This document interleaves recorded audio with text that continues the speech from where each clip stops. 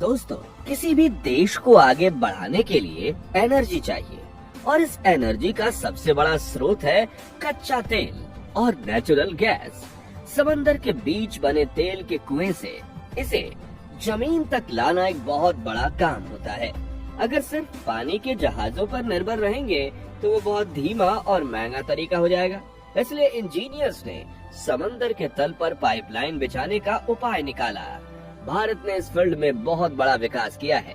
हमारे पास आज 10,400 किलोमीटर से भी लंबा कच्चे तेल का नेटवर्क है।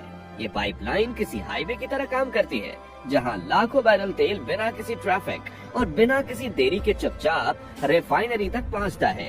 ये नेटवर्क इतना असरदार है कि इसने भारत के ऊर्जा पहुंचाने के तरीके को पूरी तरह से बदल कर रख दिया है। लेकिन सबसे बड़ा सवाल ये है कि आखिर इतने गहरे समंदर में जहां पानी का दबाव इतना ज्यादा है, तो वहां इन विशाल पाइपलाइनों को बिछाया कैसे जाता है? चलिए जानते हैं इस वीडियो में। समंदर में पाइपलाइन बिछाने का काम आम जमीन पर पाइपलाइन बिछाने से बिल्कुल अलग और 1000 गुना मुश्किल होता है। इस काम के लिए एक खास तरीके के जहाज का इस्तेमाल किया जाता है, जिसे ले बार्ज कहा जाता है। आप इस जहाज को समंदर में तैरती हुई एक बहुत बड़ी फैक्ट्री समझ सकते हैं। ये जहाज आमतौर पर 150 से 200 मीटर लंबे होते हैं और इनके ऊपर सैकड़ों बेहद कुशल इंजीनियर्स और मजदूर दिन रात काम करते हैं। ये पूरी प्रक्रिया बहुत ही दिलचस्प है। जहाज के ऊपर सामान्य लंबाई के लोहे के पाइप लाए जाते हैं, फिर आधुनिक वेल्डिंग तकनीक का इस्तेमाल करके इन पाइपों को एक के बाद एक जोड़ा जाता है। हर वेल्डिंग वाले जोड़ की एक्सरे की जाती है ताकि ये पक्का किया जा सके कि पाइप में एक बाल के बराबर भी छेद ना हो। जब पाइप जुड़ जाते हैं तो इन्हें जहाज के पीछे लगे खास ढांचे के जरिए धीरे धीरे समंदर में उतारा जाता है। इस तरीके को इसलिए अपनाया जाता है ताकि पाइप समंदर में जाते वक्त अंग्रेजी के एस या जे अक्षर का आकार बनाए और टूटे नहीं। ये काम इतनी सटीकता और बारीकी से होता है कि जहाज को बहुत धीरे धीरे आगे बढ़ाना होता है और पाइप लगातार समंदर की सतह पर बिल्कुल सही तरीके से जमता चला जाता है। गहरे समंदर की इंजीनियरिंग। अब आप सोच रहे होंगे कि लोहे की ये पाइपें समंदर के खारे पानी में जंग खाकर खराब क्यों नहीं होती, या फिर पानी के इतने भारी दबाव से टूट क्यों नहीं जाती? यहीं पर गहरे समंदर की इंजीनियरिंग का असली कमाल शुरू होता है। समंदर के गहरे पानी में पानी का दबाव इतना ज्यादा होता है जैसे एक छोटे से सिक्के के ऊपर एक हाथी खड़ा हो। एक भयानक दबाव और खारे पानी से बचने के लिए इन पाइपों पर जंग रोधी सामग्री की एक खास परत चढ़ाई जाती है। सिर्फ यही नहीं, इन पाइपों के ऊपर कंक्रीट और सीमेंट की एक बहुत मोटी परत भी चढ़ाई जाती है। इसके दो फायदे हैं। पहला, ये पाइप को समंदर के पत्थरों और लंघ जाती है। दूसरा, ये पाइप को इतना भारी बना देती है कि वह पानी में तैरने के बजाय समंदर के तल पर मजबूती से टिक जाता है। इसके अलावा एक आधुनिक बिजली से जुड़ी तकनीक का इस्तेमाल किया जाता है, जो लोहे को जंग लगने से पूरी तरह रोक देता है। ये तकनीक ही तय करती है कि ये पाइप लाइन आने वाले कई सालों तक बिना किसी परेशानी के आराम से काम करती रहे। मुंद्रा लिंक और देश भर में फैला शानदार नेटवर्क। समंदर की पाइपलाइनें सिर्फ समंदर तक सीमित नहीं रहती। इनका सबसे अहम हिस्सा होता है समंदर से निकलकर जमीन के नेटवर्क से जुड़ना, ताकि तेल हमारे शहरों और रिफाइनरी तक पहुंच सके। इसे देश के आर पार फैला पाइपलाइन नेटवर्क कहते हैं। इसका एक सबसे बेहतरीन उदाहरण है 489 किलोमीटर लंबा मुंद्रा लिंक और इस जैसे कई बड़े प्रोजेक्ट।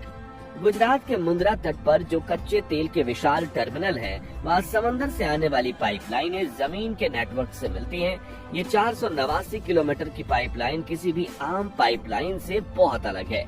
इसे इस तरह बनाया गया कि यह भारी दबाव और बहुत बड़ी मात्रा में तेल को संभाल सके। ये लाइन रेगिस्तान, नदियों और हाईवे को पार करते हुए अंदरूनी इलाकों की रिफाइनरियों तक पहुंच जाती है बहुत सारा तेल। ऐसे विशाल जमीन नेटवर्क ये पक्का करते हैं कि चाहे मौसम कैसा भी हो, समंदर में आने वाले लाखों बैरल तेल सुरक्षित रूप से और सीधे हमारे देश के प्रोसेसिंग प्लांट तक पहुंचता रहे। यह सामान पहुंचाने की व्यवस्था का एक बहुत ही बड़ा शानदार उदाहरण है।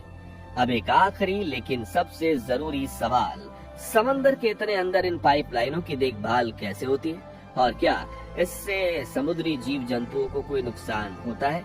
भारत इस बात को लेकर बहुत सख्त है और आधुनिक है कि इन पाइपलाइनों की लगातार निगरानी करने के लिए रिमोट से चलने वाले पानी के ड्रोन का इस्तेमाल किया जाता है। ये पानी के अंदर चलने वाले आधुनिक मशीनें होती हैं जिनमें बहुत अच्छी क्वालिटी के कैमरे और सेंसर्स लगे होते हैं। ये ड्रोन समंदर के अंदर जाकर पाइपलाइन की स्थिति की जांच करती है। इसके अलावा पाइप के अंदर की सफाई जांच के लिए खास तकनीक का इस्तेमाल होता है जिसे स्मार्ट पेग्स कहते हैं। ये खास तरह के रोबोट जैसी मशीन होती है जिसे पाइपलाइन के अंदर डाला जाता है। ये तेल के बहाव के साथ आगे आगे बढ़ती है और अंदर से पाइप की मोटाई, दरारों और छेदों को पता लगाती रहती है।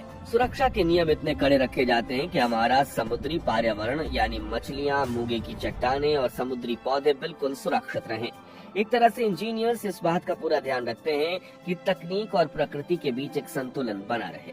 तो दोस्तों, अगली बार जब आप अपनी बाइक या कार में पेट्रोल भरवा रहे हो या अपने गैस चूल्हे में गैस डलवा रहे हो तो एक पल के लिए उन हजारों किलोमीटर लंबी पानी के अंदर वाली पाइपलाइंस और उन मेहनती इंजीनियर्स के बारे में जरूर सोचिएगा जो गहरे समंदर की ओर अंधेरी गहराई में भारी दबाव और तूफान के बीच काम कर रहे हैं, इसलिए कि हमारा देश बिना रुके चलता रहे, बिना थके आगे बढ़े।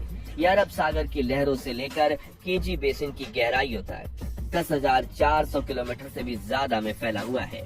तो दोस्तों, इस वीडियो को यहीं खत्म करते हैं। अगर आपको इस वीडियो से कुछ नया सीखने को मिला हो तो इस वीडियो को एक लाइक जरूर करें, अपने दोस्तों और परिवार के साथ साझा जरूर करें और ऐसे ही ज्ञानवर्धक और मजेदार वीडियोस के लिए हमारे चैनल को सब्सक्राइब करके बेल आइकन को दबाना ना भूलें। मिलते हैं आपसे अगली वीडियो में, तब तक के लिए जय हिंद।